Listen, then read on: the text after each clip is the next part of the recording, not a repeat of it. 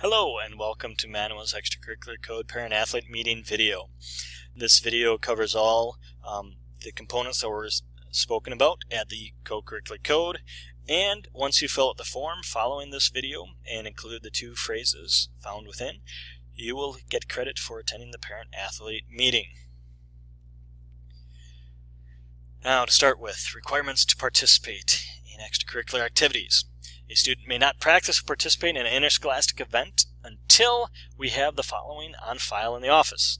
That is, a yearly parental permission, which includes the acknowledgement of receiving a school athletic code. Now this can be done by filling out this form at the very back of the student handbook. And if you notice, there is a line for the parent to sign and a line for all the athletes within your household to sign, so you can take care of this all at once. Then you have to have the acknowledgement of receiving the WIA rules of eligibility. This is done by filling out the very back page and taking that part of the form and sending it back into the high school office. And then you have to have a current physical exam or alternate year card on file in the high school office. The sports fee or fee waiver must be turned into the school office, and a concussion information sheet must be filled out and turned into the school office. Other requirements to participate include that an athlete must be an amateur in all sports. You violate your amateur status if you accept any money or merchandise, athletic award or service, or sign a contract for athletic services for any time during your high school career. Examples of these are the golf outing, hole-in-one contest. If you get a hole-in-one at a golf outing and you could possibly win a car, if you want to continue to participate as a WIA athlete, you have to turn that car down. Sorry about that, but you have to do that to keep your amateur status. Then, parents, guardians, and students who are involved in an athletic program are requested to attend either fall, winter, or spring sports informational meetings, which are where your coach is able to outline expectations for behavior, attendance, anything along those lines that they want to highlight with you, or hand out their schedule. And this takes place before each sports season. Now, expectations within this co-curricular code. Athletes must follow all school rules. Athletes should display high standards of behavior, including sportsmanship and respect for others, use of appropriate language, and dress. Then athletes should also know that this code applies to all LWHS, junior and senior high students on a year-round basis. It's not just during their sports season. It is all year round. The code applies to all school activities, both curricular and extracurricular, that occur outside the normal school day. Then, any conduct unbecoming an athlete involves anything that is in this category of a crime dealing with, but not limited to, sexual behavior, vandalism, or property damage and theft, possession, use, sale, or purchase of any controlled substance or intoxicant or drug paraphernalia, purchase, use, or possession of tobacco products or e-cigarettes in any form or anything that resembles them, and the possession of any weapon or look-like weapons at school. Further conduct that is unbecoming of an athlete in a code violation would be hosting, sponsoring, or organizing a party or gathering at which alcohol or drugs are being used, consumed, or offered. Now, students who knowing or unknowingly attend a party or gathering where alcohol is being used illegally or drugs are present are expected to remove themselves immediately from the residence. Now, for students that do remove themselves immediately from that residence, they are encouraged to report that scenario to school administrator immediately. This is for their own protection, so if there was a violation that was reported from that event, if they have left immediately and report it, then they may be protected from that. How to report a violation. Code violations may be presented in writing to the administration by staff member, liaison officer, or a credible person who has knowledge of the possible infraction. Now, this must take place within 90 days of that violation. And then the confidential complaint will be investigated to the extent possible here at school. Violations of school rules and conduct shall also be a violation of the co-curricular code, and the participant will be disciplined accordingly as established by the principal, athletic director, or coach. An athlete who is charged with the violation of any WIAA or training rules shall be suspended until such a time as their violation is reviewed by their coach, the athletic director, and the principal. Now, for code violations, they're determined to have been committed if any of the following occur: if the student or athlete admits to the violation, or if the building administrator or designee obtains information which in their judgment is clear and convincing evidence that the student engaged in conduct which constitutes a violation of the co-curricular code. And then the athletic director will maintain an ongoing record of all co-curricular code violations per the handbook. Penalties for these violations include, for a first offense, suspension from 25% of the contests in the present season or a minimum of 2 contests. The second offense will include a suspension from 50% of the contests in the present season or a minimum of 5 contests. The third offense is a suspension from all activities for 1 calendar year. Now, if there are any further offenses, the penalty is the same as the third offense. Now, as a side note, if there are any underlined and bolded words, that means it is a change from previous co-curricular codes. Here's the first one. The rules and violations apply to all 712 athletes. Now, offenses stay with students through their years in junior high, and then they start again fresh in high school. However, offenses will stay with students from the beginning of that point forward, meaning 7th and 8th grade is separate. If a student becomes a freshman and has 2 co-curricular code violations and serves them that year, if they go all the way through their high school career until they are a senior without a co-curricular code violation and have a co-curricular code violation as a senior, that is the third violation, and they would then have to sit out 1 calendar year. So those stay with their record. Now, any student who in good faith refers themselves or parents who refer their son or daughter for a violation of the co-curricular code or rules may have their penalty reduced by 1 event if deemed appropriate by the building administrator or athletic director. Now, if there is any disagreement with the penalty or the procedure with this, there is an appeal procedure. A student athlete may appeal the disciplinary action by making an application in writing within 7 calendar days to the building principal for an appeal to be heard by the appeal board. The appeal board will consist of the athletic director, the co-curricular coach or advisor, and 2 faculty members who aren't directly involved with that student's co-curricular activities. Now, disciplinary action administered for academic reasons will not be heard by this appeal board. The appeal board will be selected by the building principal. The right to appeal will not serve as a pardon for participation purposes, meaning the suspension will be served even while the appeal is being heard. It does not put off the start of that suspension. Here is your first video phrase.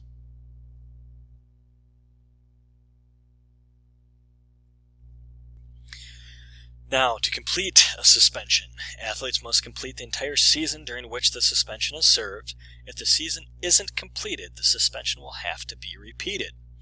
Now, for students who join a sport after the first contest and are fulfilling a suspension, they must have 100% attendance and complete the sport in order for that suspension to be satisfied. Sportsmanship is a very key component to athletics. Part of all athletics has this in it. Now, all students and parents are required to practice good sportsmanship during all school-related events. Poor sportsmanship may result in the removal from sporting events for that individual. And as an aside with this, all athletes, members, and or parents or guardians are asked to give each coach and or advisor a 24-hour courtesy time limit prior to discussing an issue or concern following an event. So if you have a concern that you want to talk with a coach after a game, please allow for 24 hours, and we ask this to try to take emotions out of the conversation, so that way the parent and or parent and athlete can have a much more productive conversation with the coach. Academic eligibility. Eligibility requirements will begin with the initial enrollment in the first co-curricular activity. Now, athletes must meet all district and DPI requirements defining what a full-time student is, and have passed or be passing all of their classes to be academically eligible. Now, if an athlete receives 1 F, they will be academically ineligible, and at the conclusion of a midterm or 9-week grading period will be ineligible to participate in 25% of the total games or appearances of that sport or activity's full season. If the suspension is not completed in that current sport or activity, the remainder of the suspension will be carried over into the next athletic sport or activity during that grade period. The athlete will be placed on academic probation until midterm grades are posted or the day the suspension ends and all grades are passing. The athlete will not be allowed to leave school early for any event during that time period until all grades are passing. Now, athletes who receive 2 Fs at the conclusion of a midterm or 9-week grading period will be ineligible to participate in 50% of the total games or appearances of that sport or activity's full season. If the suspension is not completed during that current sport, again, it will roll over into the next sport or activity in that grade period. Then the athlete, again, is on academic probation until midterm grades are posted or the day the suspension ends and grades are all passing. And they are also not allowed to leave school early for any event until all grades are passing. Now, if there is a 3rd F during a 9-week grading period, the athlete will be ineligible to participate in all games or appearances of that sport for the entire 9-week grading period. This doesn't prohibit an athlete from practicing or assisting with the activity or sport as long as they have the coach's approval. If the athlete is in mid-season, the consequence will move forward into the next athletic season to fulfill the 9-week rule. The athletes will not be allowed to leave school early for any event in that sport until all grades are passing. Now, if an athlete is enrolled in any state-approved exceptional education needs program and receives no usual grades for such courses, they may be eligible if they are making satisfactory progress in their total school program as indicated by their IEP. All athletes must then be enrolled in block classes, which will result in earning 7 credits per the academic year to be eligible to be a full-time student and be able to participate in co-curricular sports. Finally, an athlete who attends summer school for remediation and receives a pass, they will be eligible and it will take away the F that they may have received in the 4th quarter. So if an athlete has a 4th quarter F, they take a summer school class and receive a pass, they would be eligible again in the next school year's 1st quarter for that first fall season. Attendance. A student must be in attendance by noon to participate in any co-curricular events that evening. Exceptions to this are excused school-related activities or appointments that are approved in advance by administration and or a written doctor's excuse. Now, if a student is truant from an assigned class period or is displaying a habitual pattern of tardiness for a specific class, then they will be referred to the principal and will not be allowed to compete in any sport until that situation is resolved. Students will or may not compete, perform a practice, or attend on any days of an out-of-school suspension. All students must attend school the day following an athletic contest, except for non-school days, like a weekend, or barring an injury or emergency. Violations of this will result in missing the next contest. Travel. Athletes who travel outside the district will conduct themselves as responsible young adults and represent the school and community in a positive manner. Students participating in athletic activities and performing on behalf of the school district must use the means of transportation provided by the school to get to and from a co-curricular event. Any exception or change to this must have written parental consent to the building principal, athletic director, or coach by 9 a.m. the day of the event, so this needs to be taken care of in advance. The athletic director or principal will act upon violations of this rule. Now, a student athlete may ride home from these events with an immediate family member or an approved adult once the release has been completed and after receiving the permission from the athletic director, advisor, or principal. Again, this has to be in advance. Now, if no prior approval was arranged, permission by a parent or guardian must be given to the coach or advisor at the event. This is only, again, for the parent or guardian. If there is an injury, the school bears the cost of co-insurance with the exception of the $100 deductible per incident. All injuries must be reported immediately to the coach and their advisor, who will report this to the office. And it's the WIAA policy and the school district's policy to have a medical release from a medical physician following any type of severe injury. Now, for all head injuries, all coaches are asked, when in doubt, hold them out. This means that if there's any suspicion of a possible head injury, we have to ask that they go to see a medical doctor to be cleared. All head injuries severe enough to have received medical treatment then require medical release from a medical physician before the athlete may return to any practice or competition. And this is, again, per the WIAA. Now, equipment. Each athlete is responsible for the care and safekeeping of equipment and may be charged damages. This equipment may only be used for the participation in sports where it is intended. And then athletes may not participate in the next sports season or receive awards until all equipment is turned in or fines are paid.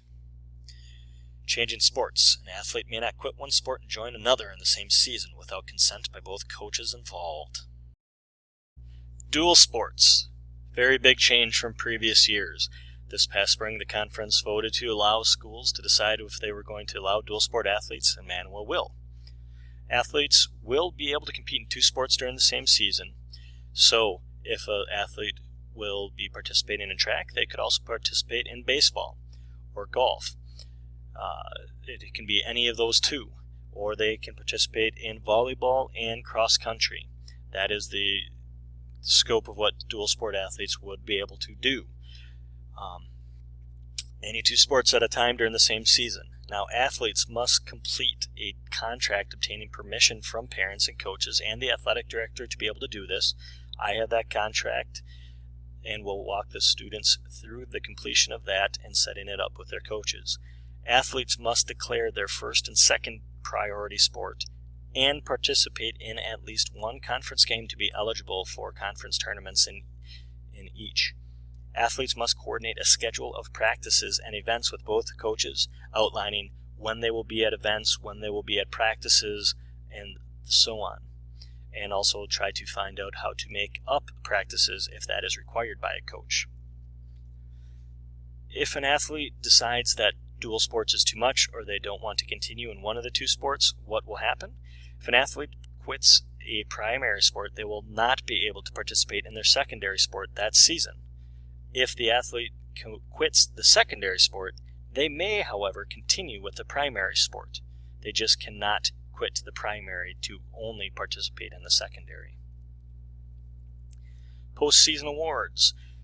They will be given to athletes, but they may be withheld if the athlete was expelled from athletic participation due to training rule violations. And any athlete having a code violation will forfeit the privilege of having their name submitted for any special award, such as All-Conference, All-State, All-Region, or any other honor during the season in which the code violation was committed or served. Second video phrase.